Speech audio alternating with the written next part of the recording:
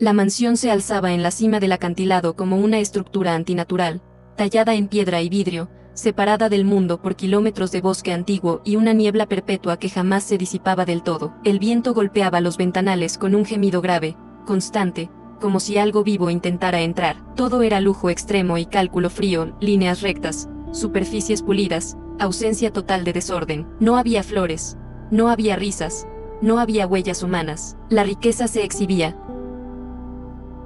como una armadura, pero bajo esa perfección geométrica se respiraba algo más denso, un vacío que no hacía ruido, pero aplastaba. Él permanecía inmóvil frente al ventanal principal, vestido con un traje oscuro impecable, a pesar de que la medianoche ya había pasado. En su mano, un vaso de whisky apenas tocado, el hielo derritiéndose lentamente como si incluso el tiempo se debilitara allí dentro. Su rostro era firme, atractivo de una manera impersonal, entrenado para no revelar nada. Para el mundo, era un titán financiero, admirado y temido. Para sí mismo, era un hombre anestesiado. No sentía placer, ni culpa, ni descanso, solo una presión constante en el pecho, una ausencia que ningún número, ningún contrato, lograba silenciar. Un sonido suave rompió el silencio, pasos descalzos sobre el mármol frío. Él no se giró de inmediato. Sabía que era ella, siempre sabía cuando estaba cerca. Su presencia alteraba el aire, lo volvía más pesado, más atento. Cuando finalmente se volvió, la vio. Detenida a pocos metros, envuelta en un vestido claro que contrastaba con la arquitectura dura de la mansión. Sus ojos reflejaban la luz de forma extraña, como si brillaran un segundo de más. Sonreía con una dulzura casi devota. No exigía nada, esperaba. Esa espera absoluta le provocó un leve malestar que no supo explicar. Se acercó a ella con la misma mirada analítica con la que examinaba empresas antes de destruirlas o comprarlas. Al tocar su piel, notó el frío, un frío que no correspondía a un cuerpo vivo. Aún así, cuando ella apoyó la mano sobre su pecho, algo se agitó dentro de él, un recuerdo físico olvidado, un latido incómodo. «Estás tenso», dijo ella en voz baja, sin reproche. Él estuvo a punto de reír. La tensión era su estado natural. Sin embargo, no se apartó. Había algo en esa mujer que atravesaba sus defensas con una facilidad inquietante. Horas después, cuando ella yacía a su lado, inmóvil incluso al dormir, él se levantó en silencio, caminó por el corredor principal, envuelto en su bata, intentando ignorar la sensación persistente de ser observado. Fue entonces cuando lo vio. En el centro del tapete persa, perfectamente alineado horas antes, había un símbolo trazado con una sustancia oscura y seca, sangre. El diseño era preciso, antiguo, ajeno. El estómago se le contrajo. Dio un paso atrás, sorprendido por la violencia de su propia reacción. Él no creía en el miedo, y sin embargo, ahí estaba. Encendió todas las luces con brusquedad, como si la iluminación pudiera devolverle el control. Cuanto más veía, peor era. Símbolos similares aparecían discretamente en las paredes, casi ocultos entre obras de arte valuadas en millones. Algunos objetos no estaban donde debían: un reloj antiguo, una caja de madera tallada que juraba no haber comprado jamás. La rabia llegó antes que el pánico. Aquella era su casa, su dominio absoluto. Nada entraba allí sin su permiso, nada escapaba a su control. El simple hecho de que eso hubiera ocurrido le hizo temblar las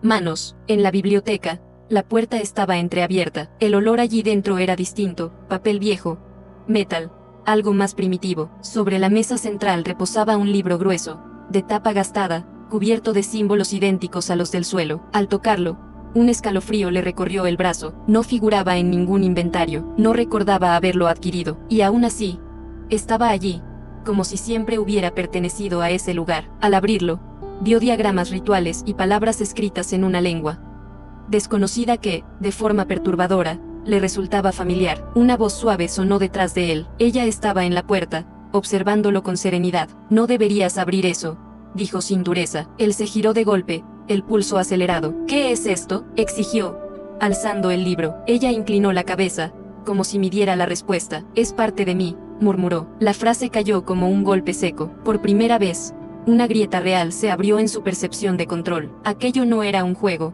ni una provocación. Era algo que escapaba por completo a su lógica. Rió nerviosamente, intentando desactivar la incomodidad. «Basta», dijo con frialdad, cerrando el libro. Pero la sensación no se fue. Ella se acercó sin hacer ruido y apoyó la mano sobre la tapa con un gesto casi reverente. «Yo existo porque tú existes», dijo, porque lo que hiciste aún respira. Las palabras activaron algo enterrado en su memoria, un recuerdo antiguo, una decisión tomada décadas atrás. Él lo aplastó de inmediato. No. Creía en culpas eternas. Todo tenía precio, todo podía pagarse, o eso había creído siempre. Esa noche no volvió a dormir. Permaneció sentado en el salón principal, el libro cerrado frente a él, los símbolos observándolo desde las sombras. Cada sorbo de whisky tenía un sabor metálico. Pensó en llamar a seguridad, a sus médicos, a cualquiera. No lo hizo. Aquello era íntimo. Cuando miró su reflejo en el vidrio del ventanal, la imagen le devolvió un rostro distorsionado por la luz y el ángulo. Un instante, no se reconoció. El desconocimiento le provocó un vacío más profundo que el miedo. Al amanecer, la niebla cubría todo como un sudario. Él estaba agotado, los ojos enrojecidos, la mente saturada. Ella apareció en la cocina, vestida de forma simple, moviéndose con una precisión inquietante, como si nada hubiera pasado. Esto termina hoy, dijo él con dureza. Ella lo miró y, por primera vez, mostró algo parecido a tristeza. No lloró, no suplicó. Si termina, respondió, vas a tener que mirar. ¿Mirar qué?, preguntó él. Ella guardó silencio. Ese silencio pesó más que cualquier respuesta. Al recorrer la mansión, notó una grieta en el espejo antiguo del vestíbulo. Juraría que no estaba allí antes. Se acercó. Su reflejo parecía levemente desfasado, más cansado, más viejo. La grieta atravesaba su imagen como una cicatriz. Sintió una presión física en el pecho. Ese espejo siempre había sido decorativo, inútil. Ahora le producía una inquietud profunda, como si devolviera algo.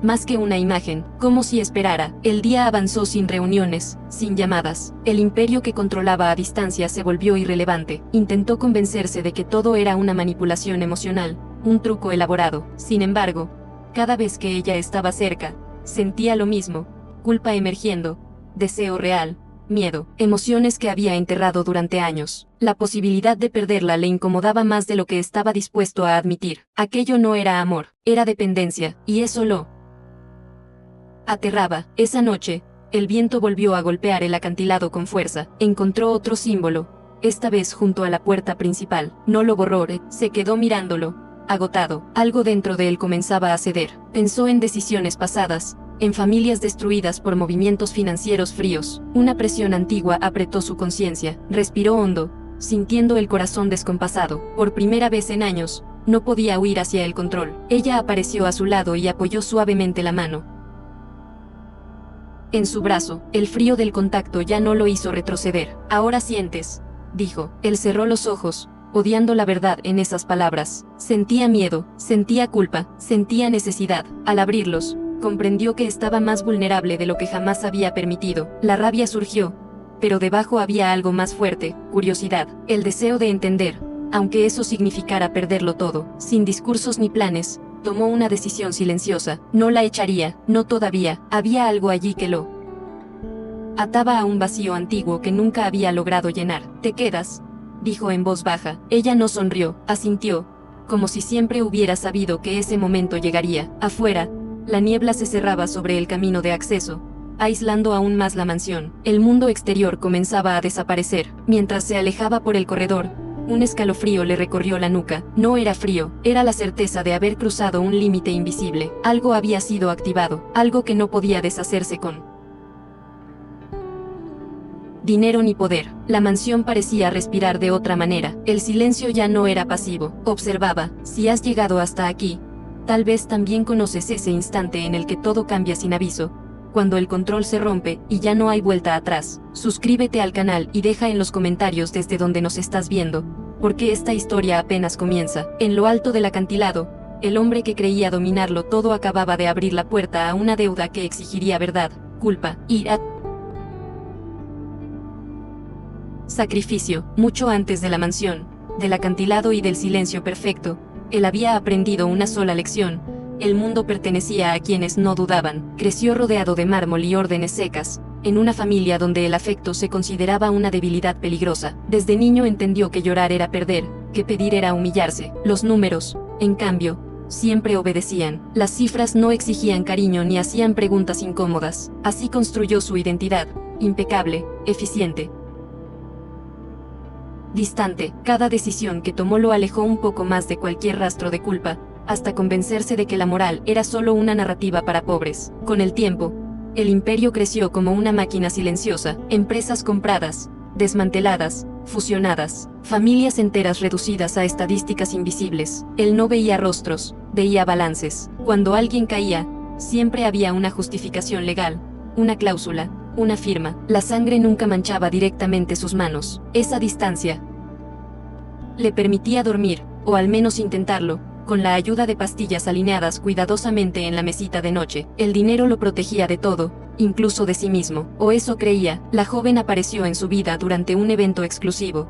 Una de esas noches donde el lujo se mezclaba con hipocresía y sonrisas ensayadas. Ella no encajaba del todo, vestía con elegancia, pero sin marca reconocible, no hablaba de negocios, no presumía conexiones. Cuando él se acercó, notó que nadie parecía conocerla. Realmente, no tenía pasado verificable, ni redes, ni historia clara, y aún así, cuando lo miró, lo hizo como si lo hubiera esperado durante mucho tiempo. Esa mirada lo desarmó de una forma que no supo explicar. Desde el principio, ella mostró una devoción absoluta, no pedía regalos, no reclamaba atención, simplemente estaba. Lo escuchaba con una paciencia casi antinatural, sin juzgar, sin interrumpir. Él hablaba de mercados, de poder, de control, y ella asentía, como si comprendiera algo más profundo detrás de sus palabras. Cuando él se callaba, ella no llenaba el silencio, lo respetaba. Esa ausencia de exigencia se volvió adictiva. Por primera vez en años, no se sentía evaluado, solo observado. Sin embargo, había detalles que no encajaban. Su piel siempre estaba fría, incluso en habitaciones cálidas. No parecía enferma, ni cansada, simplemente ajena. Cuando hablaba de dolor, lo hacía sin emoción visible, como si describiera un concepto aprendido, no una experiencia vivida. Y aún así, había momentos en que su vulnerabilidad parecía real, casi infantil. Esos contrastes lo confundían. Parte de él quería analizarla, diseccionarla como un problema. Otra parte, más peligrosa, quería protegerla. Con el paso de los días, él comenzó a sentir cosas que creía extintas. Culpa, no una culpa clara, sino una presión difusa que emergía en sueños fragmentados. Veía rostros que no reconocía, lugares destruidos, documentos firmados con manos que no parecían suyas. Al despertar, el pecho le ardía. Ella estaba siempre allí, sentada a su lado, observándolo con atención silenciosa. No preguntaba, no consolaba, su sola presencia parecía intensificar esas sensaciones, como si removiera algo enterrado demasiado profundo. Mientras tanto, en el mundo exterior, comenzaron a surgir problemas, investigaciones inesperadas, accidentes inexplicables en empresas clave, aliados de años cayendo enfermos sin diagnóstico claro. Él reaccionó como siempre, control, abogados, dinero, pero esta vez las soluciones no funcionaban del todo. Cada intento de imponer orden parecía generar más caos. La realidad misma empezaba a deformarse alrededor de su vida, y ella parecía fortalecerse con cada pérdida, con cada grieta en su imperio. Intentó imponer límites, reglas, le exigió que no tocara ciertos objetos, que no saliera de la mansión, que no hiciera preguntas. Ella aceptó todo sin resistencia. Esa obediencia absoluta, lejos de tranquilizarlo, lo inquietó aún más. No había conflicto, no había rebeldía. Era como si su voluntad no existiera fuera de la de él. Esa dependencia comenzó a pesarle, aunque no estaba dispuesto a admitirlo. La idea de que alguien pudiera existir solo para él lo halagaba, y lo aterraba. Una noche, impulsado por el insomnio y el miedo, comenzó a investigar aquello que siempre había despreciado. Libros antiguos, símbolos, rituales, todo aquello que había ridiculizado como superstición. Cuanto más leía, más coincidencias encontraba. Historias de constructos creados a partir de culpa colectiva, de venganzas encarnadas, de entidades alimentadas por deseo y sangre. Cada página parecía describirla, o describirlo a él. El desprecio se transformó en negación, y la negación en pánico silencioso. Ella observaba su cambio con atención, aprendía. Cada emoción nueva que él experimentaba parecía enseñarle algo. Cuando él sentía miedo, ella comprendía el miedo. Cuando él sentía culpa, ella la reproducía de forma ritual, silenciosa. Pero ese aprendizaje tenía un costo. Cada avance iba acompañado de pérdidas concretas, una cuenta congelada, un socio muerto, un nombre borrado. El vínculo se profundizaba mientras el mundo de él se desmoronaba lentamente. En medio de todo, comenzaron a compartir momentos de una intimidad inquietante, conversaciones nocturnas, silencios prolongados frente al fuego apagado de la chimenea. Ella le preguntó una vez, con voz casi frágil, si él creía que las personas podían redimirse. La pregunta lo descolocó. Nunca había considerado la redención como algo real. Respondió con evasivas. Ella bajó la mirada. Algo parecido a la tristeza cruzó su rostro. Fue entonces cuando él sintió, por primera vez, el deseo genuino de no hacerle daño. Ese deseo lo llevó a esconderla aún más del mundo. Canceló eventos, aisló la mansión, despidió personal. No lo hacía por amor consciente, sino por necesidad. Ella se había convertido en el único lugar donde sentía algo real, aunque ese algo fuera dolor. Su racionalidad se resquebrajaba. Cada decisión tomada desde el apego lo alejaba del hombre que había sido, y cuanto más se alejaba, más clara se volvía la conexión entre ella y su pasado enterrado. Los sueños empeoraron. Ya no eran fragmentos confusos, sino escenas completas. Vio contratos firmados que condenaban a una familia entera. Vio un accidente encubierto, una muerte presentada como estadística. Despertaba empapado en sudor, con la sensación de haber sido observado desde dentro. Ella siempre estaba allí, despierta, mirándolo como si compartiera esas visiones. No negaba nada, no confirmaba. Su silencio era una acusación constante. Él comenzó a entender que su riqueza no lo estaba salvando. Al contrario, parecía ser el combustible de todo aquello. Cada billete, cada propiedad, cada logro estaba manchado de algo que ahora reclamaba atención. La idea de que algunas deudas no podían pagarse con dinero empezó a abrirse paso en su mente, humillante, insoportable. Toda su vida se había construido sobre la creencia opuesta. Aceptar eso significaba derrumbarse. Una noche, frente al espejo agrietado del vestíbulo, vio algo distinto. Detrás de su reflejo, por un instante, apareció el rostro de ella, distorsionado, antiguo, no humano. Cerró los ojos con fuerza. Cuando los abrió, solo estaba él, pero ya no podía ignorar la verdad. El espejo no mostraba mentiras, mostraba capas, y la suya estaba podrida. Sintió náuseas, apoyó las manos en el mármol frío para no caer. Ella se acercó despacio, como si temiera romper algo frágil. No quise hacerte daño, dijo en voz baja. La frase lo atravesó con violencia. ¿Cómo algo creado para la venganza podía hablar de intención? ¿Cómo podía mostrar culpa? Esa contradicción lo desarmó por completo. Por primera vez, la vio no solo como una amenaza, sino como una prisionera, algo creado para cobrar una deuda que no había elegido existir. En ese momento, el vínculo cambió. Ya no era solo deseo o dependencia, era responsabilidad. Comprendió que mantenerla a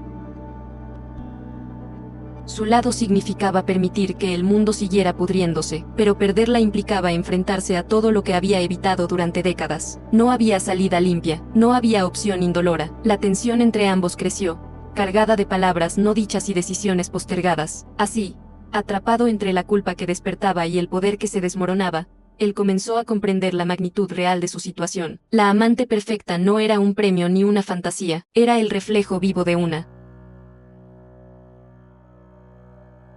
injusticia antigua, y cuanto más intentaba controlarla, más claro se volvía que el verdadero prisionero no era ella, sino él. Próximo acto 3. Clímax emocional. La revelación no llegó como un grito, sino como una certeza lenta y asfixiante. Él estaba solo en la biblioteca rodeado de libros que jamás pensó leer, cuando comprendió que ya no estaba investigando para protegerse, sino para confesarse. Cada símbolo, cada ritual descrito, coincidía con etapas de su vida, con decisiones precisas que habían generado ruina lejos de su vista. No era azar, no era castigo divino abstracto, era consecuencia, y ella, la mujer que dormía en su cama, era la forma que había tomado esa deuda para mirarlo a los ojos. Cuando ella entró en la habitación, el ambiente cambió. No había amenaza en su postura, pero sí una tensión antigua, como si algo invisible se tensara entre ambos. Él no levantó la voz, no necesitó hacerlo. Dime la verdad, pidió. Ella avanzó lentamente, como si cada paso pesara siglos. La verdad siempre estuvo aquí, respondió, tocándose el pecho. Su voz no temblaba, pero había cansancio en ella, un cansancio que no pertenecía a una vida humana, sino a algo obligado a esperar demasiado. Ella le habló del origen, de un ritual antiguo, creado no por una sola persona, sino por generaciones de dolor acumulado, familias destruidas, nombres borrados, muertes sin justicia. El conjuro no buscaba matar de inmediato, buscaba convivir, enamorarse, aprender, alimentarse de la culpa. negada hasta volverla insoportable. Él sintió náuseas. Cada palabra encajaba con precisión quirúrgica. No era elegido al azar. Había sido señalado por la magnitud de lo que había causado y por su absoluta negativa a sentirlo. Yo no decidí existir, dijo ella, bajando la mirada. Fui hecha para recordar lo que tú olvidaste. Esa frase lo quebró. No hubo defensa posible. Vio, con una claridad brutal, que había pasado la vida huyendo de cualquier emoción real. El amor, el duelo, la responsabilidad, todo había sido sustituido por control. Y ahora, frente a él, estaba algo que lo obligaba a sentir sin anestesia. Por primera vez, no quiso escapar. Los efectos se intensificaron. Esa misma noche, uno de sus bancos colapsó, no por fraude visible, sino por una cadena absurda de errores humanos. Personas clave cometieron fallos inexplicables. Él observaba las noticias en silencio mientras la mansión crujía con sonidos que no provenían de la estructura. El espejo del vestíbulo mostró escenas del pasado con nitidez cruel. No eran metáforas, eran recuerdos exactos. Gente suplicando, él firmando, él girando el rostro. Intentó detenerlo, buscó especialistas, ocultistas, científicos. Nadie quiso involucrarse. Algunos se enfermaron tras hablar con él. Otros desaparecieron de la noche a la mañana. El mundo lo estaba rechazando. Cada intento de control aceleraba la descomposición. Ella, en cambio, parecía cada vez más lúcida, más presente. Empezó a hacer preguntas sobre el dolor, sobre el arrepentimiento, sobre lo que significaba reparar. Preguntas que él nunca se había hecho. Una madrugada, ella confesó algo que no figuraba en ningún libro. Si continúo, dijo, te consumiré por completo. No lo dijo como amenaza, sino como una ley física. Su existencia dependía de su negación. Cuanto más él se aferrara a su poder, más ella crecería. Y cuando no quedara nada de él, el ritual se cerraría solo. El precio sería su aniquilación total, sin aprendizaje, sin redención.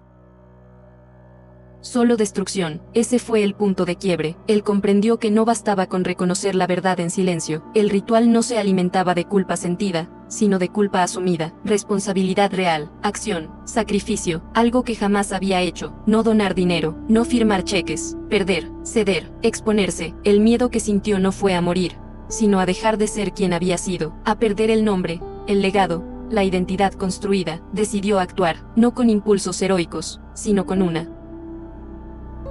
determinación agotada. Comenzó a desmantelar su imperio pieza por pieza, canceló contratos, liberó archivos ocultos, expuso fraudes que lo implicaban directamente. Cada acción provocaba un dolor físico en él, como si algo se desprendiera desde dentro. Ella observaba en silencio, no celebraba, no interfería, parecía esperar. El mundo reaccionó con violencia, demandas, amenazas, traiciones. Antiguos aliados lo llamaron loco, los medios lo destruyeron. Él no se defendió. Por primera vez, dejó que la verdad cayera sin filtro. Cada noche regresaba a la mansión más encorvado, más humano. El espejo comenzó a mostrar menos distorsión, pero ella empezó a debilitarse. Su piel se volvió aún más fría, sus movimientos, más lentos. Me estás matando, dijo ella una noche, sin reproche. Él asintió, lo sé, y por primera vez, lloró, no con dramatismo, sino con una tristeza seca, contenida durante décadas. Entendió que el sacrificio no era solo material, era emocional. Tenía que aceptar que no habría perdón fácil, que algunas heridas no se cerraban, que amar no significaba poseer ni salvar, sino liberar. El ritual final se reveló en el espejo, no como instrucciones claras, sino como una escena inevitable. Él debía renunciar públicamente a todo lo que lo definía, no esconderse, no morir en silencio, enfrentar a quienes había dañado, nombrarlos, escucharlos, y aceptar cualquier consecuencia legal, social o física. Solo así el hechizo se invertiría, no destruyendo a la entidad, sino liberándola. La noche elegida fue una tormenta cerrada. El viento golpeaba el acantilado con furia. En el centro del salón, él preparó el espacio siguiendo los símbolos, esta vez trazados con su propia sangre, no como ofrenda mística, sino como acto de presencia total. Ella se colocó frente a él. Su rostro ya no parecía humano, era antiguo, compuesto de dolor colectivo. Aún así, sus ojos mostraban algo nuevo, miedo. ¿Te duele?, preguntó él. Ella asintió. Eso significa que estás viva, respondió, y en ese instante comprendió que su último acto de poder era renunciar a todo poder. Comenzó a hablar, no al ritual, sino a sí mismo. Confesó cada crimen moral, cada silencio comprado, cada vida rota indirectamente. Las palabras salían pesadas, arrancadas. El mundo pareció detenerse, la mansión vibraba, el espejo se resquebrajó por completo y luego, lentamente, comenzó a recomponerse. Ella gritó, no de odio, sino de liberación. Su forma se deshacía, no en violencia, sino en luz.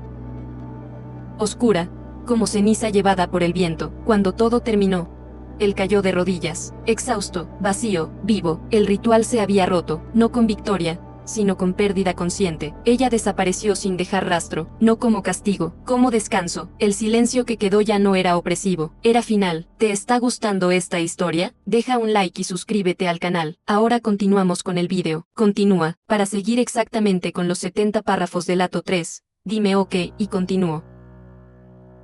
Inmediatamente desde el 19 hasta el 70, manteniendo la intensidad y coherencia total. Continúa acto 3.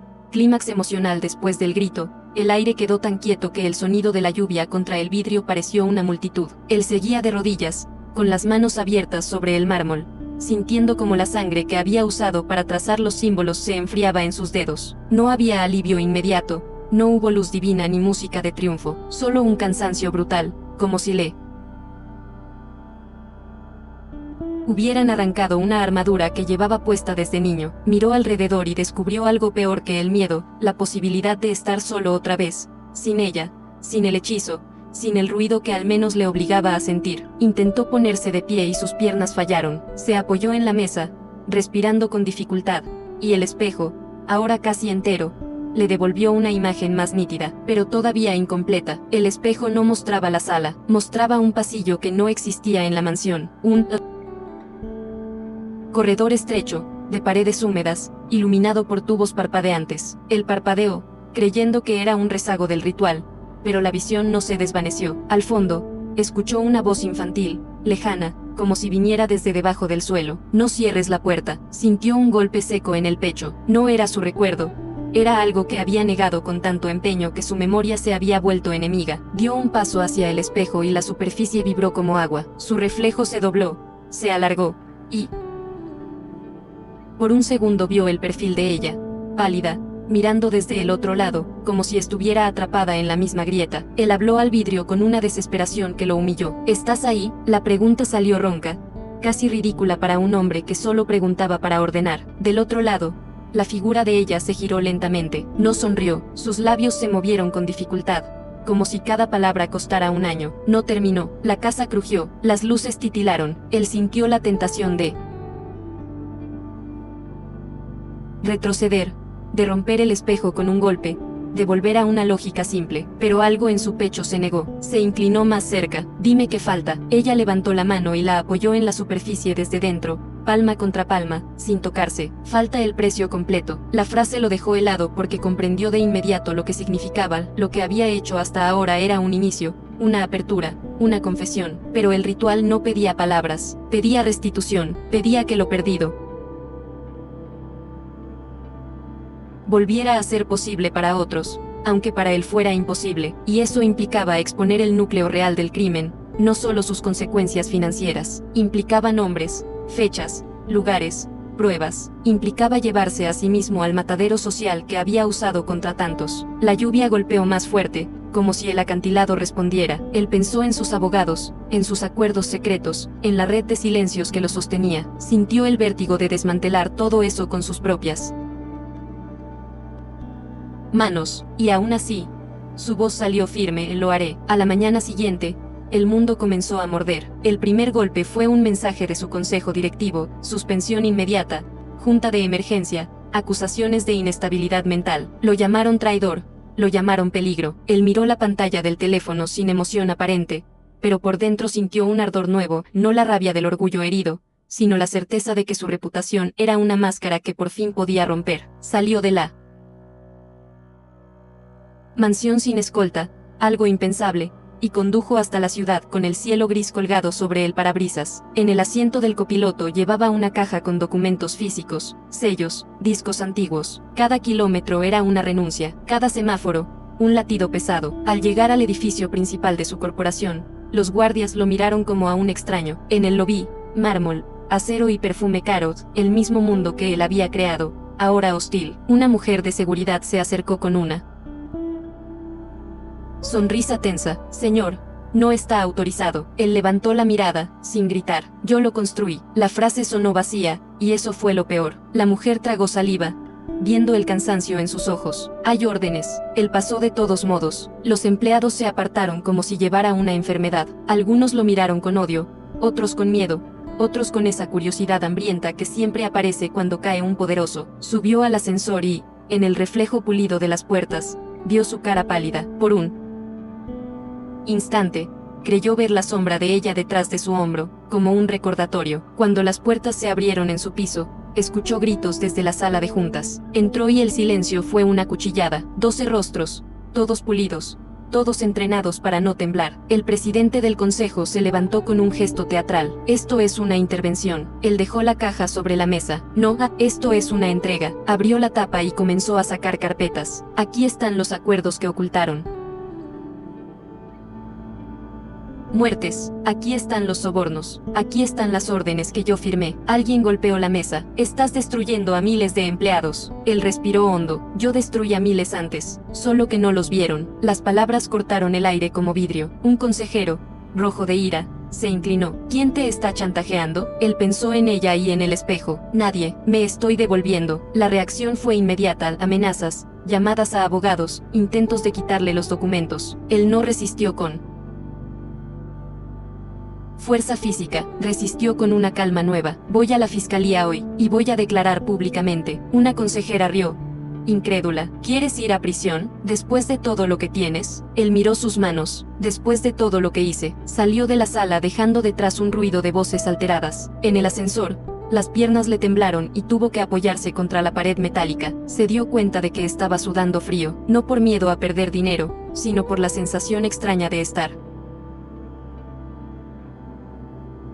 por primera vez alineado con algo que no podía comprar. En el estacionamiento, recibió un mensaje anónimo, una foto de su mansión, tomada desde el bosque, con una frase: no vas a llegar al final. Volvió a la mansión al anochecer. La niebla estaba más espesa, como si la carretera fuera un túnel hacia otra realidad. Al entrar, no encontró a ella en ninguna habitación. El silencio era distinto, no opresivo sino expectante, como un teatro antes de abrir el telón. Caminó hasta el vestíbulo y se detuvo frente al espejo. La grieta había desaparecido por completo, pero la superficie seguía inquieta, como piel. Estoy haciendo lo que quieres, murmuró. Su propia voz le sonó extraña. El espejo respondió con una imagen que le arrancó el aire: una casa humilde, techo bajo, un hombre joven con su rostro más delgado, firmando papeles sobre una mesa. Al lado, una mujer lloraba. Un niño miraba sin entender. Él sintió el golpe en el estómago. Ese era el origen, ese era el primer cadáver moral. Esa noche, ella apareció en la escalera, como si hubiera sido invocada por la visión. Estaba más pálida, más frágil. Sus labios tenían un tono casi azulado. Él corrió hacia ella por instinto y se detuvo a un paso, sin tocarla, como si temiera romperla. Te estás deshaciendo, dijo. Ella asintió, un gesto mínimo. Cuando asumes, yo dejo de tener propósito. Él tragó saliva. Entonces, ¿te vas? Ella bajó la mirada. No sé ir. No me hicieron para eso. Su voz tembló por primera vez, y ese temblor lo atravesó con una ternura dolorosa. Él sintió un impulso absurdo, pedirle perdón como se le pide a una víctima, aunque ella fuera el castigo. No quise. Él no terminó. Ella lo interrumpió con una frase simple: pero lo hiciste. Al día siguiente, las noticias explotaron. Titulares, filtraciones, audios, documentos. Su nombre se convirtió en sinónimo de traición y escándalo. Frente a los edificios, manifestantes. Frente a su mansión, drones. La policía pidió una declaración formal. Él aceptó, sin negociar. En la sala de interrogatorios, un fiscal joven lo miró con una mezcla de desprecio y hambre de victoria. ¿Por qué ahora? Él pensó en el espejo, en ella, en el frío de su piel. Porque dejé de dormir, y empecé a recordar. El fiscal golpeó el expediente. ¿Recuerda esto? Era una foto vieja, una fábrica derrumbada, cuerpos cubiertos con mantas. Él sintió que el pecho se le hundía. Sir, ¿lo ordenó usted? La pregunta cayó como un martillo. Él respiró. Sir, el silencio fue total. Y en ese silencio, por primera vez, sintió una dignidad amarga. Cuando salió, lo esperaban cámaras, micrófonos como armas apuntando a su boca. La gente gritaba insultos, algunos pedían sangre, otros querían una confesión para consumirla. Él se detuvo, miró las lentes, y habló sin guión. Construí mi riqueza sobre la destrucción ajena. Lo negué, lo maquillé, lo compré. Un periodista gritó. ¿Y por qué deberíamos creerte? Él tragó, sintiendo el sabor metálico de la verdad. Porque no busco que me crean, busco que me juzguen. Las palabras se esparcieron. En la noche, de regreso a la mansión, su teléfono sonó con una llamada de número privado. Una voz vieja, de hombre, dijo con calma, no vas a salvarte, nadie se salva, y colgó. Él miró el bosque oscuro y sintió que el ritual tenía otro rostro, uno humano, detrás. Esa llamada abrió una puerta peor. No todo lo que había hecho estaba enterrado en papeles. Había personas vivas que habían participado, que habían gozado, que no permitirían que él los arrastrara. Los accidentes comenzaron de nuevo, pero ya no eran misteriosos, eran advertencias. Un coche lo siguió en la carretera, un disparo rompió un ventanal del ala oeste, un paquete sin remitente llegó a la puerta, dentro, una foto suya en la cama con ella, tomada desde un ángulo imposible, y una nota, devuélvela al origen. Él apretó el papel hasta arrugarlo, entró corriendo, buscó a ella por toda la mansión, la encontró en el salón, sentada en el suelo, como una niña agotada, mirando el espejo. Nos encontraron, dijo él. Ella no se movió. Siempre estuvieron aquí. Él se arrodilló frente a ella, sin importarle el traje caro. ¿Quién? Ella levantó los ojos y en su mirada había una noche antigua. Los que hicieron el ritual, los que lo alimentaron, los que querían justicia y también querían poder. Él sintió un asco profundo. ¿Justicia con poder? Ella inclinó la cabeza. Las víctimas también se corrompen si las dejan esperando demasiado. Esa frase lo hizo temblar, porque comprendió que no había moral pura en ese círculo, solo dolor transformado en arma. Él pensó en la familia destruida del pasado, en la muerte encubierta. Devuélvela al origen, repitió, como si el papel hablara. ¿Dónde es el origen? Ella señaló el espejo con un dedo lento. Aira, ¿dónde empezó el primer silencio? Esa noche, el espejo mostró un mapa, no literal, pero sí una ruta, un pueblo en las montañas, una cantera abandonada, un templo de ruido. Él lo sintió como una orden y como una oportunidad. Si el ritual tenía un lugar de nacimiento, tal vez podía cerrarse ahí, cara a cara con lo que había destruido. Preparó el viaje con lo mínimo, sin escoltas, sin equipo. Ella lo observaba desde el umbral de la escalera, envuelta en una manta, frágil. Si vamos, puede que no volvamos, dijo él. Ella lo miró con una ternura extraña. No fui hecha para volver. Él tragó. ¿Y yo? Ella no respondió, solo dio un paso hacia él y, por primera vez, lo tocó en la mejilla con una suavidad humana. Su mano estaba helada, pero el gesto tenía calor. Condujeron al amanecer. La carretera se retorcía entre árboles viejos, la niebla bajaba como humo. Él miraba el volante, las manos tensas, y ella miraba la ventana, como si recordara un paisaje que nunca había visto. En el asiento trasero, el libro antiguo y una bolsa con objetos rituales, sal, carbón, una daga oxidada que él había encontrado escondida en la mansión. No creía en herramientas mágicas, pero ya no podía negar que había reglas que no dominaba. En un tramo sin señal, el coche se apagó de golpe. El motor murió como si alguien le hubiera arrancado el corazón. Él golpeó el tablero, furioso. Ella susurró, no quieren que lleguemos juntos. Y entonces, desde el bosque, se escuchó un silbido, un sonido breve, humano. Él miró alrededor, sudando. Aparecieron sombras entre los árboles, hombres con chaquetas oscuras, rostros cubiertos. No parecían policías ni ladrones comunes. Se movían con una precisión silenciosa. Él salió del coche con las manos visibles. No traigo armas, gritó. Una voz respondió desde la niebla, ¿traes la llave? Él sintió que el cuerpo se le enfriaba. Miró hacia el asiento del copiloto. Ella había bajado el vidrio, tranquila, como si ya supiera. Un hombre se acercó, y aunque su rostro no se veía, su voz era clara. Lo que hiciste no se paga con prensa ni con prisión, se paga con sangre. Él dio un paso adelante, interponiéndose. Si quieren sangre, tomen la mía, pero ella no es un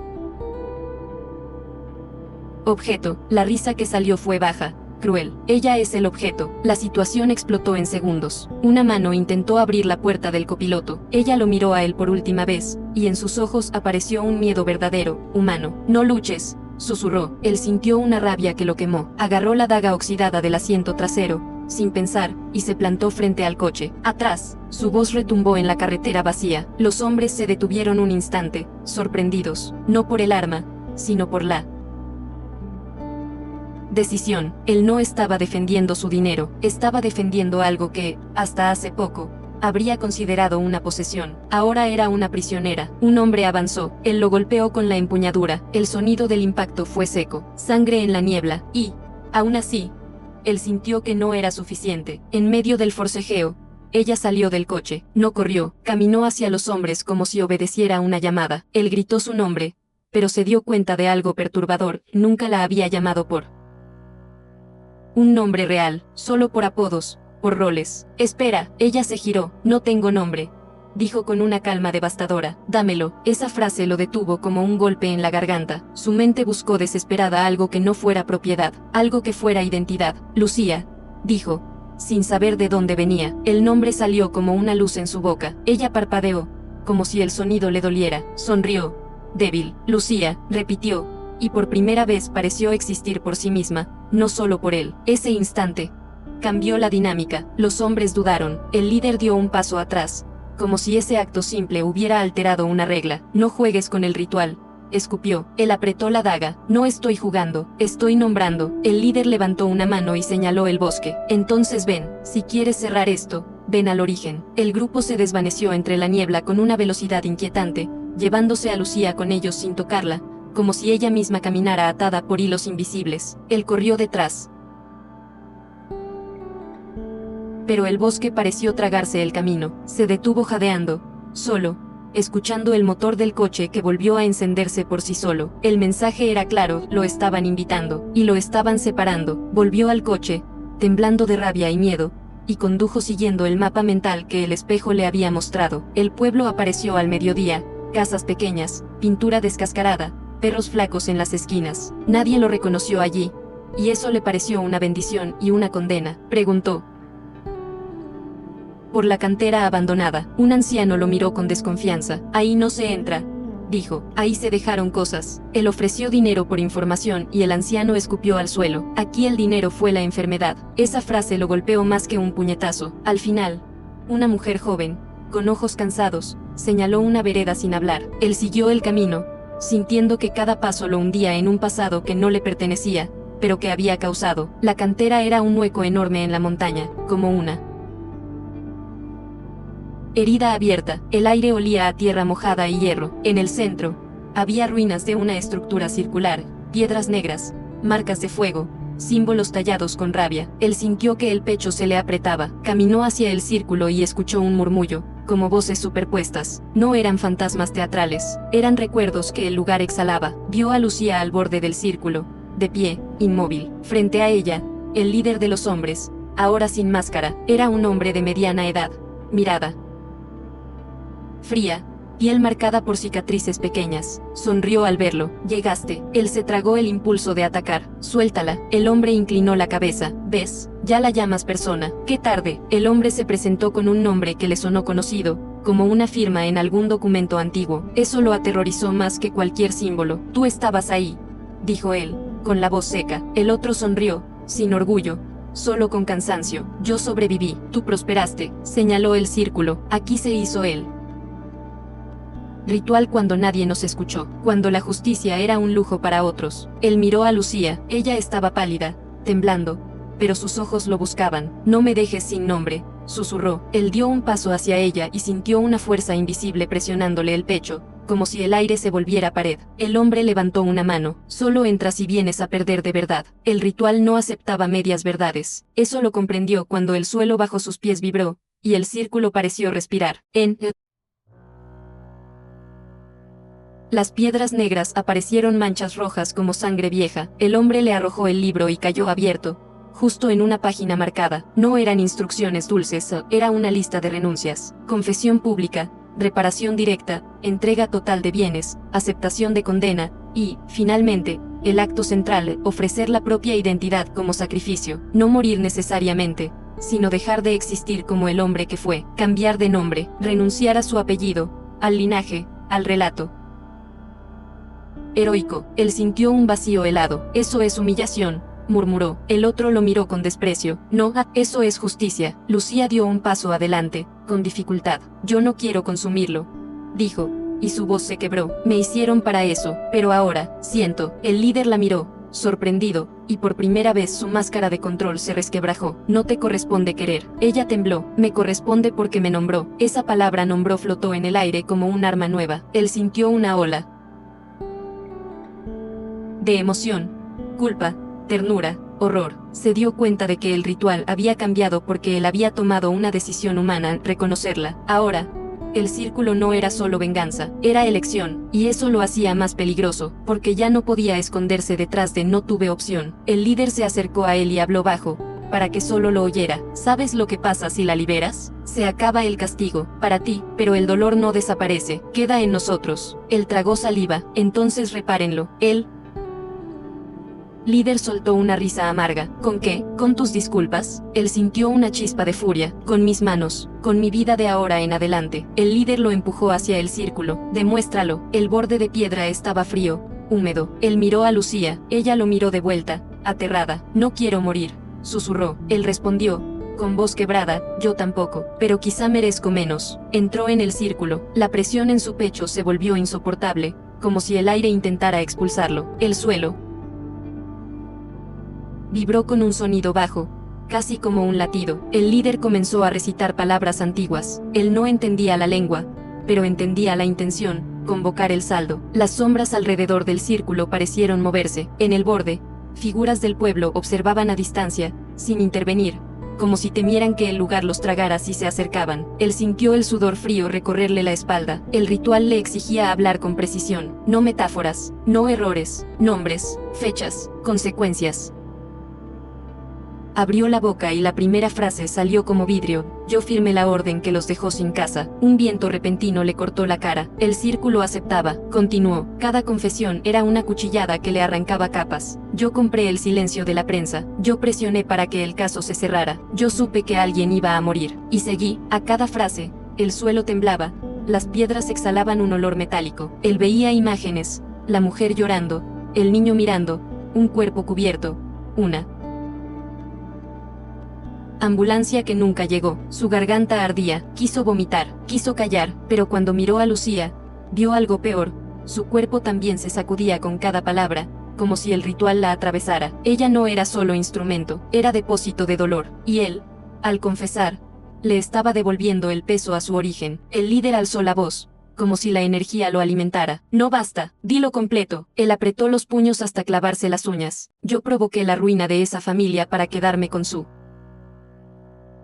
tierra. El aire se rompió con un estruendo. Un relámpago cayó en algún lugar cercano, iluminando el círculo con una luz blanca. Lucía gritó, no de odio, sino de dolor físico. Él intentó correr hacia ella, pero el suelo lo mantuvo en su sitio, como si estuviera pegado. Perdón, gritó él, y el líder lo miró con crueldad. La palabra no salva, la acción salva. Él sintió una desesperación que le abrió el pecho. Entonces dime qué hacer. El líder señaló el libro. La última renuncia, la última renuncia era simple en forma y devastadora en contenido. Debía entregar su nombre completo al círculo, como se entrega un animal al sacrificio. No se trataba de morir allí mismo, se trataba de destruir el símbolo que su apellido representaba, esa marca que había intimidado, comprado, silenciado. Debía renunciar públicamente a todo derecho sobre su herencia, su empresa, sus propiedades. Y además, debía aceptar que, al hacerlo, jamás podría volver a usar ese nombre, jamás podría reclamar el lugar social que lo protegía. Se quedaría sin identidad construida, desnudo. Él sintió pánico. El líder lo observó con una satisfacción amarga. Ahí es donde fallan todos los poderosos. No saben ser nadie. Él cerró los ojos, y, en la oscuridad, oyó la voz de Lucía, si no lo haces, yo volveré a ser cuchillo. Abrió los ojos y miró al cielo gris. De repente, comprendió que su terror no era a la pobreza, era al vacío, a no poder definirse por control. Tragar ese miedo fue como tragarse una piedra. Respiró. Me llamo, dijo, y pronunció su nombre completo. El círculo vibró con furia. El líder insistió. ¿Y renuncias? Él levantó la cabeza. Renuncio. En ese instante, sintió un tirón interno, como si algo invisible se desgarrara desde su pecho. Cayó hacia adelante, agarrándose el estómago. Vio destellos, su firma en contratos, su rostro en portadas, su padre enseñándole a nunca pedir perdón. Todo se rompía. En el borde, Lucía se dobló, como si el mismo tirón la liberara. Un sonido agudo llenó el aire, como Metal deformándose. Pero el ritual no terminó con la renuncia. El líder se acercó a Lucía y la tomó del brazo. Ella lo miró con terror. El constructo se libera, o se rompe, dijo el hombre, y su voz tembló por primera vez. ¿Y si se libera? ¿A dónde va? ¿Qué queda de nosotros? Él estaba asustado, no por él, sino por el vacío que quedaría sin venganza. El protagonista, todavía de rodillas, alzó la mirada. Queda la responsabilidad, dijo, jadeando. Queda trabajar, queda reparar sin la fantasía de que el dolor desaparece. El líder apretó el brazo de Lucía con rabia. Eso no alcanza. Lucía se sacudió, y sus ojos brillaron de una forma imposible. Alcanza si es real, susurró. El líder intentó arrastrarla hacia el centro del círculo, como si quisiera atarla al ritual para siempre. Él se levantó tambaleante y se interpuso. No con fuerza, sino con presencia. No la uses, dijo, y su voz salió más humana que nunca. Ya la usaron suficiente. El líder lo empujó. Él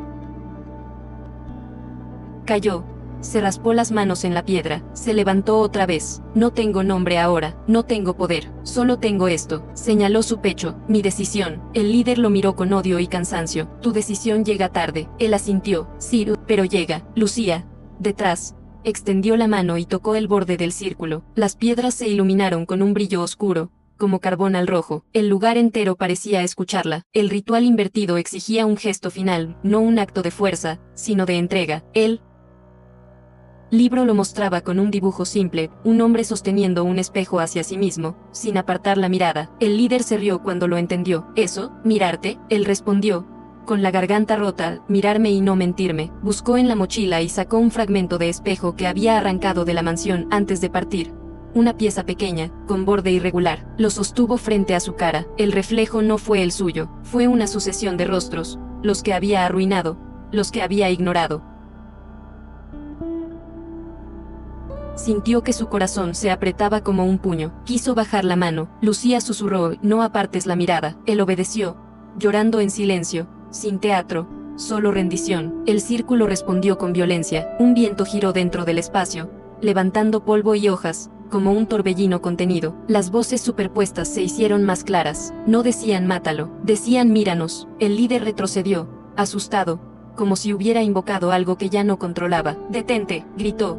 Pero ya era tarde. El protagonista siguió mirando el fragmento, soportando la avalancha de imágenes. En su mente, sintió el peso exacto de cada consecuencia, no un concepto abstracto, el hambre, el frío, el desempleo, la vergüenza. Su cuerpo reaccionó con arcadas, sus piernas temblaron, y aún así, no apartó la mirada. Entendió que ese era el sacrificio real, permanecer consciente en el dolor que había causado, sin anestesia, sin fuga. Lucía comenzó a cambiar. Su piel dejó de parecer porcelana fría y mostró textura, imperfecciones, como si por primera vez estuviera hecha de vida. Sus labios se colorearon levemente. Sus ojos, aún luminosos, se humedecieron. ¿Estoy llorando?, preguntó, sorprendida, tocándose la mejilla. Una lágrima real cayó y se mezcló con la lluvia. El protagonista la miró con una ternura insoportable. Eso es tuyo, dijo. El líder lanzó un grito de rabia. No, no te permitieron eso. Lucía lo miró,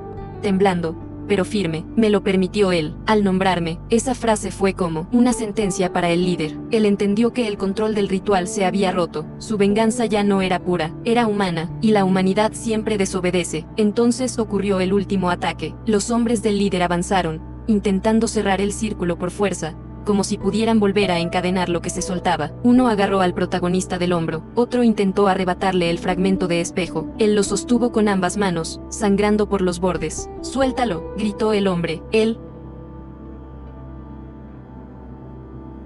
negó con la cabeza, con los dientes apretados. «No». Lucía dio un paso hacia ellos y la temperatura del aire cambió. No era magia espectacular, era presión, una gravedad emocional. Los hombres se detuvieron, respirando con dificultad, como si el peso de sus propias culpas los aplastara. Lucía habló, con voz clara: «Basta, ya no soy su arma». El líder, desesperado, sacó una pistola y apuntó al protagonista. «Si no puedo cobrar, entonces mueres». El silencio que siguió fue absoluto. El protagonista miró el cañón sin apartar la vista del espejo fragmentado, no por valentía teatral, sino porque comprendió que escapar otra vez destruiría todo. Lucía avanzó, colocándose entre ambos. «No», dijo, firme. El líder apretó la mandíbula. Tú no decides. Ella lo miró con una tristeza que parecía milenaria. Siempre decidí, solo que me programaron para una sola opción. El líder tembló, la mano crispada en el arma. Él gritó: aparta, Lucía. Ella no obedeció. Se giró hacia él. Si mueres sin terminar, yo vuelvo a hacer hambre. No me dejes regresar a eso. Él sintió que el pecho se le partía. Entonces dime cómo. Ella respiró, como si fuera la primera respiración real de su existencia. Vive, sin tu máscara. El líder disparó. El sonido rebotó en la cantera como un trueno corto. El protagonista sintió el impacto, pero no en su cuerpo. Lucía se estremeció y cayó de rodillas. La bala había entrado en su costado. No había sangre normal al principio. Hubo una oscuridad espesa que parecía tinta. Luego, lentamente, empezó a brotar rojo verdadero. Ella lo miró, sorprendida, como si el dolor humano fuera una revelación final. Él cayó junto a ella, las manos temblando, presionando la herida. No, no, murmuró, impotente. Lucía sonrió con debilidad. Ahora sí siento todo, susurró. El líder retrocedió, horrorizado por lo que había hecho, porque al herirla, había convertido al hechizo en alguien real, y matar a alguien real no era venganza, era asesinato. El protagonista levantó la vista, con una furia limpia que nunca había sentido. No era orgullo, era protección. Se puso de pie lentamente, cubierto de lluvia y sangre, y caminó hacia el líder sin arma levantada. Mírame, dijo, y su voz fue un hierro. El líder apretó la pistola, pero su mano temblaba. Tú no eres justicia, continuó el protagonista, eres otra forma de poder. El líder gritó: tú no puedes hablar de poder. El protagonista asintió. Por eso renuncié. Levantó las manos, vacías. Dispara si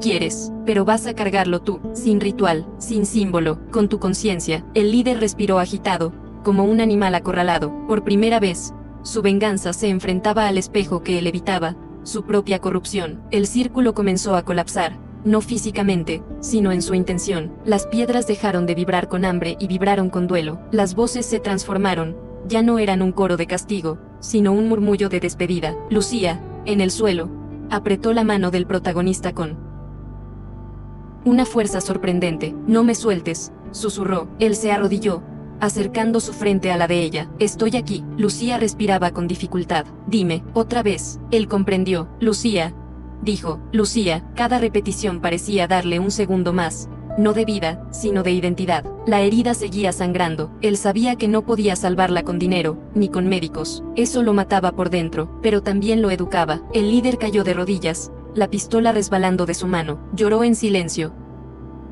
como alguien que por fin entiende que el odio no lo resucita todo. Yo solo quería que doliera, murmuró. El protagonista lo miró con cansancio. Dolió. ¿Y ahora qué? El líder no tuvo respuesta. Lucía, con un hilo de voz, respondió por él. Ahora, vivir con eso. La lluvia se volvió más suave, como si el cielo también se agotara. En la distancia, se escuchó una sirena. Alguien del pueblo había llamado a la policía al oír el disparo. El protagonista apretó la mano de Lucía. No te voy a dejar sola. Ella sonrió apenas. No estoy sola, me nombraste, eso me acompaña. Sus ojos se fijaron en el cielo gris. Qué bonito es el color. Cuando llegaron las patrullas, el caos fue breve. Los agentes apuntaron armas, gritaron órdenes, pero al ver la escena, un hombre famoso arrodillado en el barro, sosteniendo a una mujer herida, su autoridad se volvió confusión. Manos arriba, gritó uno. El protagonista levantó una mano, la otra no soltó a Lucía. No puedo, dijo. Se está yendo. Un policía se acercó, vio la herida, pidió ambulancia. El líder fue esposado sin resistencia, con la mirada vacía. El protagonista no intentó huir. Miró al oficial a los ojos. Yo confieso todo, dijo, y voy con ustedes. Pero primero, bajó la voz, como si el mundo se redujera al cuerpo que sostenía. Primero la acompaño. El oficial dudó, tragó saliva, y asintió con un gesto pequeño, humano. La ambulancia tardó demasiado. En ese tiempo suspendido, Lucía respiraba cada vez más despacio. Su piel ya no era fría, estaba tibia, como si la vida hubiera decidido visitarla al final, cruelmente tarde. Él le limpiaba la frente con la manga, sin importar el barro. Lo siento, repetía, no como fórmula, sino como un hombre roto. Ella negó con la cabeza. No digas eso como compra, susurró. Dilo como verdad. Él cerró los ojos, sintiendo el pecho arder. Es verdad. Ella sonrió. Entonces, cumpliste. Un temblor la recorrió y él sintió el pánico subir como un incendio. No.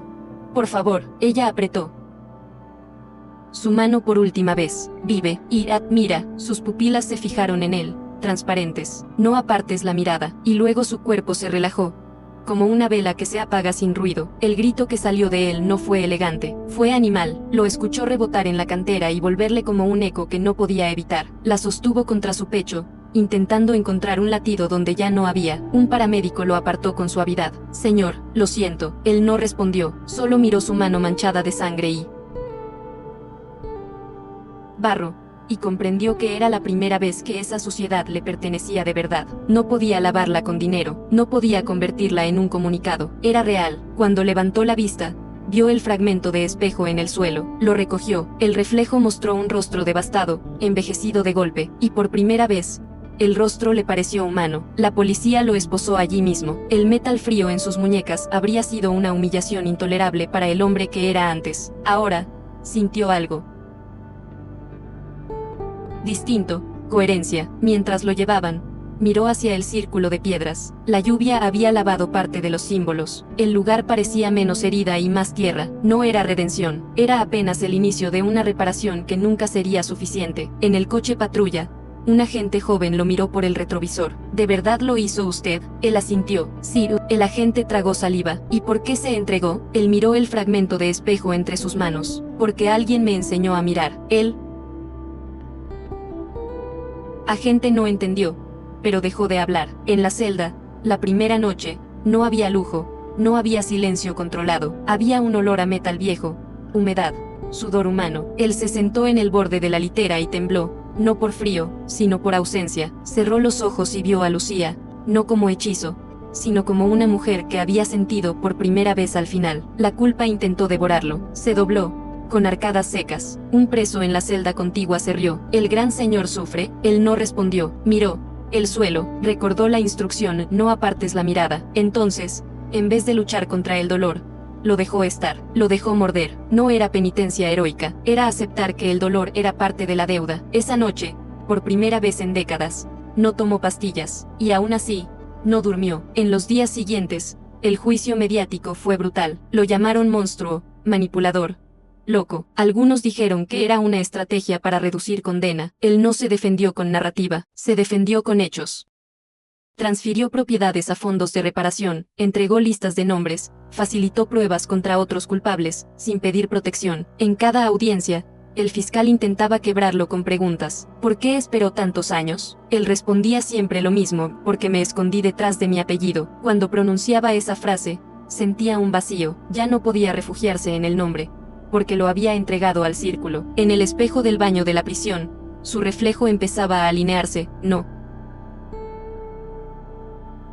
perfecto, pero sincero. Una tarde, le permitieron ver a una de las víctimas, la mujer del recuerdo, ya mayor, manos ásperas, ojos que habían llorado demasiado. Entró a la sala de visitas sin temblar, como si el temblor ya lo hubiera gastado todo. Ella lo miró con un odio silencioso que lo merecía. ¿Vienes a pedirme perdón? Él negó con la cabeza. Vengo a escuchar. Ella apretó los labios. Mi hijo se quitó la vida a los 22. No por hambre, por vergüenza, por sentir que no valía nada. Él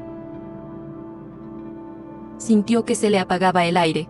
Empezó. Ella levantó la mano. No hables, solo escucha. Y él obedeció, tragándose el impulso de justificarse. Cuando terminó, ella dijo algo que lo destrozó. No quiero tu culpa. Quiero que vivas cargando esto sin convertirlo en espectáculo. Esa frase se volvió su brújula. Vivir sin espectáculo. Reparar sin comprar absolución. En la soledad de la celda, sacó el fragmento de espejo que había escondido como contrabando emocional. Lo apoyó contra la pared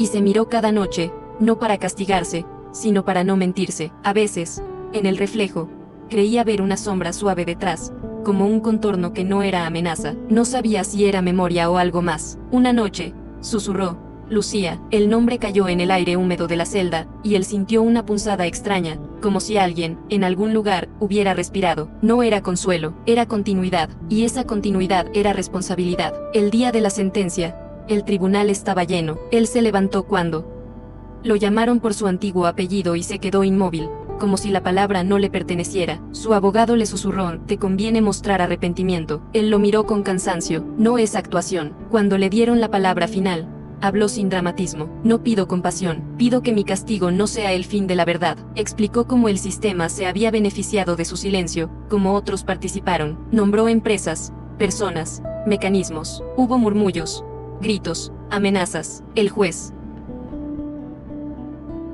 golpeó el mazo. Él continuó: no vine a salvarme, vine a cortar el ciclo. Al terminar, sintió un peso enorme caerle de los hombros, no por perdón, sino por coherencia. Cuando lo esposaron de nuevo, no bajó la cabeza. Esa noche, en el traslado a la penitenciaría definitiva, la lluvia volvió, suave, persistente. A través de la ventanilla enrejada, vio el reflejo del coche en un charco y, por un instante, el reflejo se pareció al espejo de la mansión, una imagen que decía la verdad sin adornos. Pensó en Lucía, en la forma en que su existencia había dependido de su negación. Entendió que su liberación no había sido una victoria limpia, había sido una pérdida irreparable, y aún así, en esa pérdida había nacido algo que él no conocía, un sentido de vida que no se basaba en dominar. Cerró los ojos y se prometió, sin juramentos grandilocuentes, que cada día que le quedara sería una reparación concreta, aunque no bastara, porque la deuda ya no era un monstruo mágico, era el mundo real, y en el mundo real, la verdad es el único ritual que no se puede fingir. La primera mañana en la penitenciaría fue gris y ruidosa, sin el silencio limpio de la mansión, sin la ilusión de control. Él despertó con la espalda pegada a un colchón delgado, oyendo toses, pasos, un radio lejano, el golpe metálico de una reja, y aún así, algo era distinto. No sintió la necesidad inmediata de huir hacia pastillas o cálculos. Se sentó despacio, respiró el olor a cloro barato y humanidad encerrada, y aceptó ese presente como parte del precio. En el bolsillo interior de su uniforme carcelario guardaba el fragmento de espejo envuelto en tela. Lo tocó con los dedos como quien sostiene una promesa peligrosa: no apartar la mirada, incluso cuando la mirada duele. El proceso legal avanzó con la lentitud cruel de lo institucional. Los periódicos lo trituraban a diario. Algunos lo llamaban mártir falso, otros lo reducían a un monstruo conveniente. Él dejó de leer. En su lugar, pidió acceso a expedientes, listados de damnificados, rutas de reparación. Insistió en que los fondos transferidos no se administraran por su imagen, sino por comités independientes de víctimas y auditores externos. Su antiguo consejo intentó bloquearlo, demandarlo, pintar la reparación como maniobra. Él firmó más renuncias, cedió más propiedades, entregó contraseñas y claves que podían salvar a otros culpables o hundirlos. Cada firma era un corte pequeño, y cada corte le recordaba que ya no estaba comprando perdón, estaba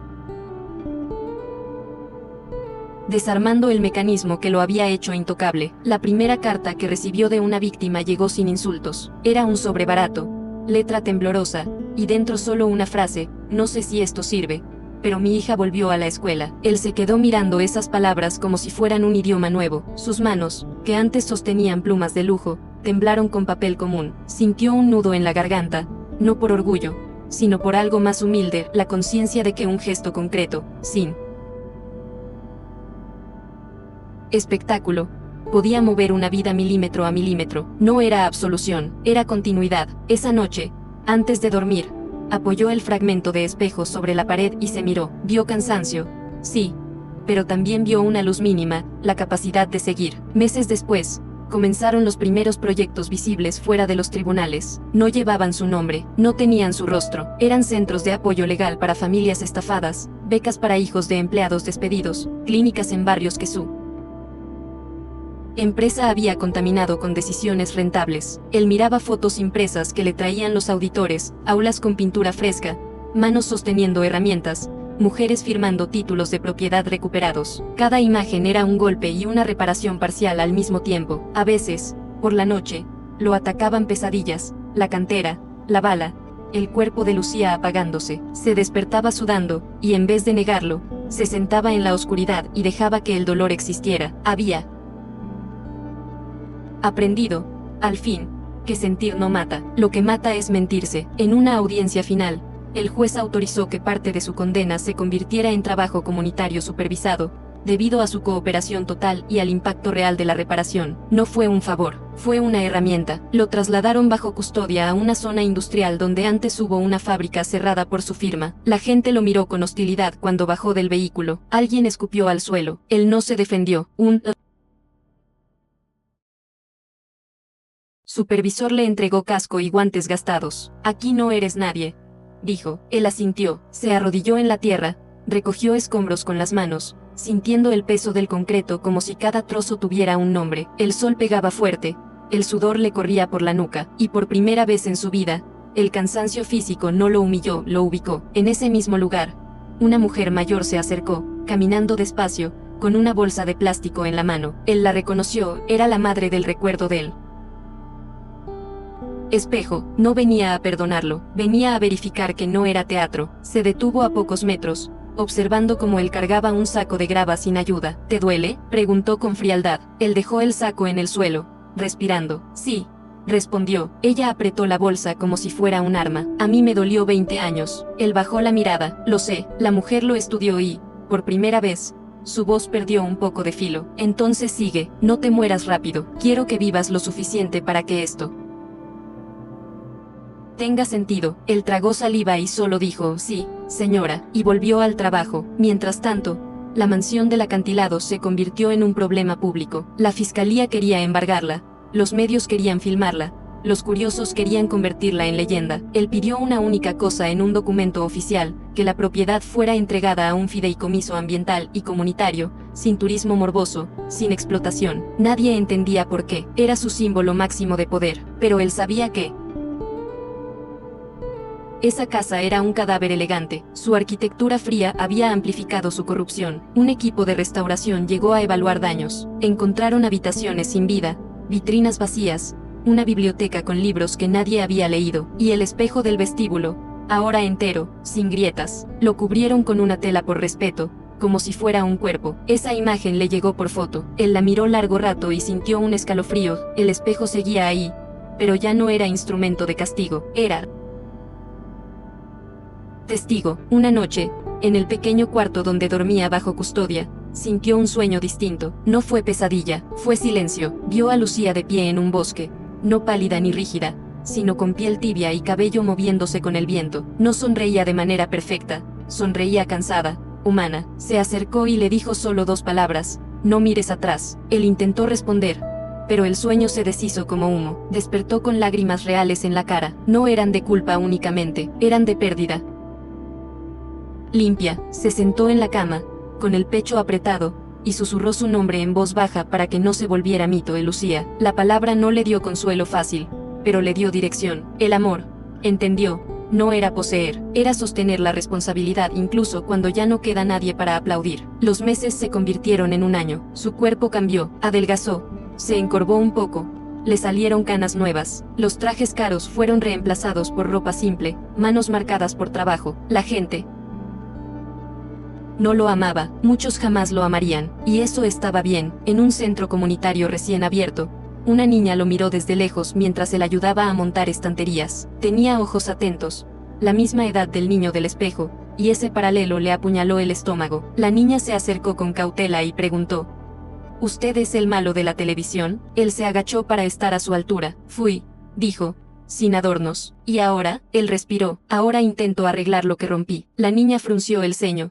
seria. ¿Se puede? Él respondió con honestidad, no del todo, pero se intenta igual. En paralelo, las investigaciones contra otros responsables avanzaron gracias a la información que él entregó. Hubo arrestos, renuncias, exilios. Algunas víctimas celebraron, otras solo se cansaron. La justicia institucional era lenta, y el dolor no se medía en sentencias. Él asistía a audiencias como testigo, escuchando nombres que antes eran socios, viendo cómo temblaban en el banquillo. No sintió placer, sintió una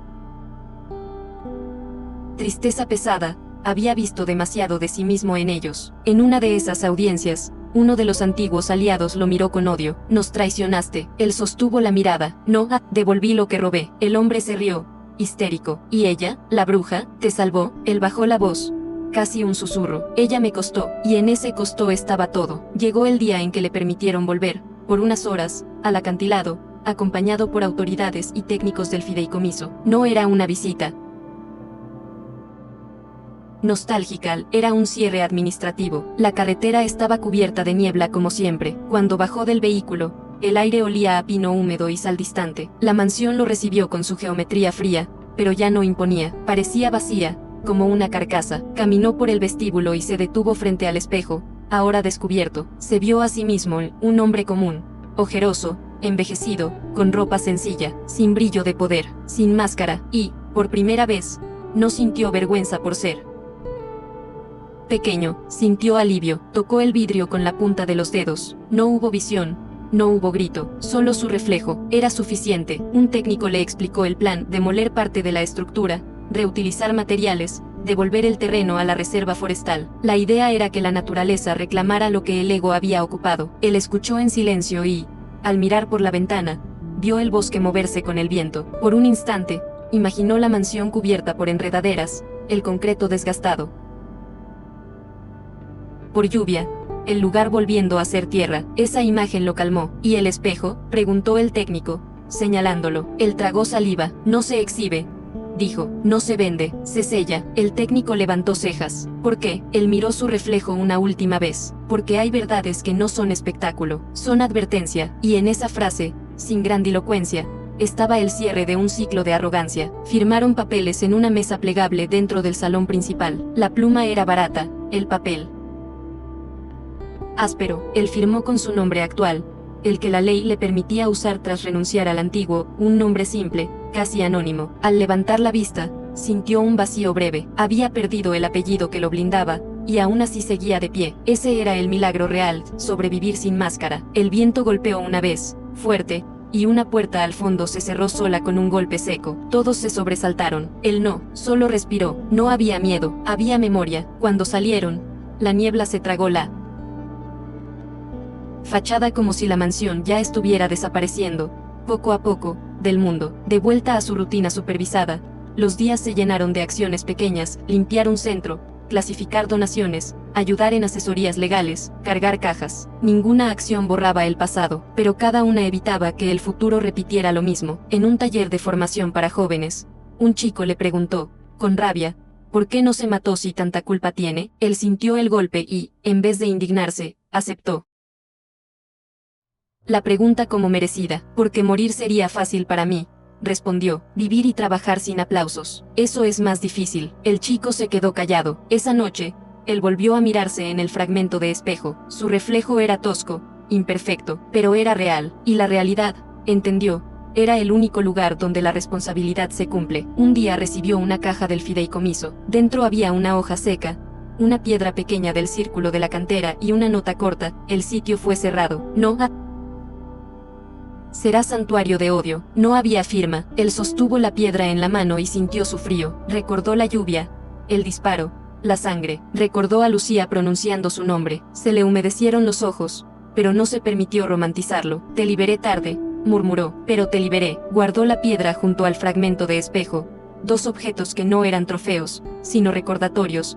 El pasado existe, y el futuro se construye con decisiones sostenidas, no con discursos. Con el tiempo, algunos proyectos comenzaron a mostrar resultados: empresas nuevas naciendo con reglas de transparencia, cooperativas formadas por ex empleados, familias recuperando tierras con títulos legítimos. No era perfecto, siempre había corrupción intentando regresar, pero ahora existían defensas que antes no existían, documentación abierta, auditorías, participación comunitaria. Él observaba desde atrás, sin protagonismo, como quien acepta que el mundo no le pertenece. En una inauguración pequeña, una mujer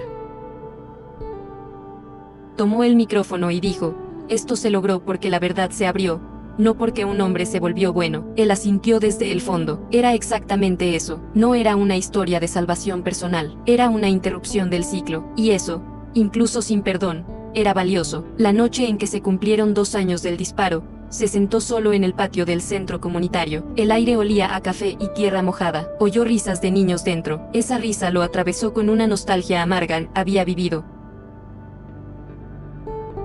rodeado de lujo sin oír una sola risa real. Miró el cielo oscuro y se permitió recordar a Lucía sin convertirla en fantasma heroico. La recordó como una prisionera que aprendió a sentir y pagó el precio de existir. Gracias, dijo al aire, sin saber si alguien escuchaba. No esperaba respuesta, solo quería que la gratitud no se perdiera. Dentro, una canción sonaba en una radio vieja. Afuera, la noche no lo oprimía, lo acompañaba. Cuando finalmente le dieron libertad condicional supervisada, no hubo celebración. Salió con una bolsa pequeña de ropa, un cuaderno y el fragmento de espejo. Ningún coche de lujo lo esperaba, solo un trabajador social con un auto viejo y una ruta escrita a mano. Él subió al asiento del copiloto, mirando la ciudad desde otra altura, otra vida. El trabajador social lo miró de reojo. ¿A dónde quiere ir? Él respiró. A donde haga falta. Esa respuesta no era humildad performativa, era la única coherencia posible. Pasaron por barrios que antes solo veía como mercado, ahora veía rostros, esquinas, escuelas, grietas. Sintió vergüenza y responsabilidad mezcladas, y esa mezcla, aunque incómoda, era su nueva brújula. Se instaló en un apartamento pequeño, paredes delgadas, vecinos ruidosos, ventanas que no aislaban el mundo. La primera noche, el silencio no fue opresivo, fue humano, pasos en el pasillo, una televisión encendida, el llanto de un bebé, alguien riendo. Se sentó en el suelo porque no tenía muebles aún y apoyó el fragmento de espejo contra la pared. Se miró con una calma que le habría parecido imposible. No eres nadie, se dijo, y en esa frase no hubo insulto, hubo libertad. Sacó el cuaderno y comenzó a escribir nombres, proyectos, tareas, promesas concretas, no promesas épicas, cosas pequeñas, visitar a una familia, llevar documentos, asistir a una audiencia, escuchar sin defenderse. Escribir era su nuevo contrato, pero esta vez con la realidad. Con el tiempo, algunos empezaron a tratarlo sin odio inmediato, no por olvido, sino por cansancio y por evidencia. Una tarde, en un taller legal, una joven lo encaró. Mi padre murió por tu empresa, dijo, temblando. Él no discutió. Lo sé, respondió, y no puedo devolvértelo. Ella apretó los dientes. Entonces, ¿para qué sigues aquí? Él la miró con honestidad cruda. Porque si me voy, vuelvo a ser el hombre que lo hizo. Ella respiró fuerte, como si quisiera golpearlo. Al final, bajó la mirada. Ayuda a mi madre con los papeles, dijo. Él asintió. No era perdón, era trabajo, y el trabajo, día tras día, era la única forma de no convertir la culpa en excusa. El fideicomiso informó que la mansión sería parcialmente demolida al inicio del próximo invierno, para evitar accidentes y para acelerar la recuperación del terreno. Él pidió estar presente, no como dueño, sino como testigo. El día llegó con un cielo plomizo. Las máquinas se alinearon frente a la estructura, y el sonido del metal fue más fuerte que cualquier grito del pasado. Cuando la primera pared cayó,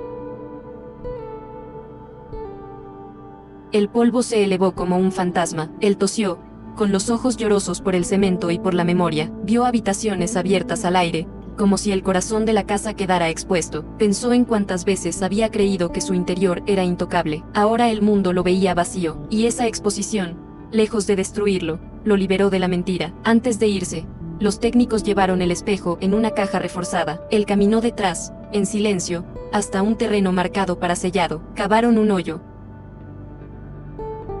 profundo, colocaron la caja, vertieron concreto encima. Nadie hizo discursos. Él observó el proceso con la garganta apretada. No era un entierro para esconder, era un sello para advertir. Cuando terminaron, un técnico le ofreció un marcador para escribir una placa simple. Él escribió con letra firme: aquí yace una verdad que no se compra. Se quedó mirando esa frase un rato, luego dio un paso atrás. El bosque, alrededor, parecía más vivo. Pájaros cruzaron el cielo, la tierra recuperaba espacio,